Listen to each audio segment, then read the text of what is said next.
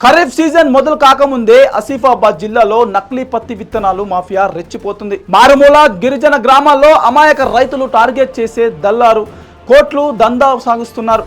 AP, Maharashtra నుంచి నిషేధిత loose పత్తి విత్తనాలను తెప్పించి స్థానిక ఏజెంట్ల ద్వారా గుట్టు చప్పుడు కాకుండా విక్రయిస్తున్నారు.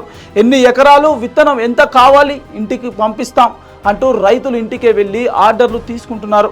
ముందే బుక్ చేసుకోకపోతే విత్తనాలు దొరకవు అని భయపెట్టి మాయమాటలతో ఉచ్చులోకి లాగుతున్నారు. కొన్ని మండలాల్లో ఈ దందా జోరుగా సాగుతుంది. పొడు సాగు చేసే గిరిజన రైతులు అమాయకత్వాన్ని ఆసరగా చేసుకొని నకిలీ విత్తనాలు అంటుగడుతున్నారు. కొందరు వడ్డీ వ్యాపారాలతో చేతులు కలిపి అప్పుల సాకుతో అమ్ముతున్నారు.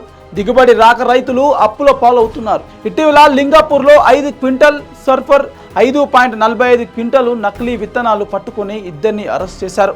నిందితుడు సైతం జంగు ఇంట్లో 11 ప్యాకెట్లు 4.90 క్వింటల విత్తనాలు స్వాధీనం చేసుకున్నారు.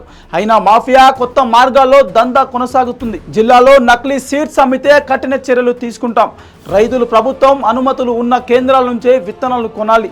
సమాచారం ఉంటే వెంటనే 100కు డయల్ చేయాలి అని ఆసిఫాబాద్ ఎస్పీ నిత్యాక పంత్ హెచ్చరించారు. వ్యవసాయ శాఖ అధికారులు నిర్లక్ష్యంతో ఏటా రైతులు మోసపోతున్నారు. గ్రామాల్లో అవగాహన సదస్సు నిర్వహించి రైతులను అప్రమత్తంగా చేయాలని రైతు సంఘాలు డిమాండ్ చేస్తున్నాయి. రైతన్నలు నకిలీ విత్తనాలతో జాగ్రత్త.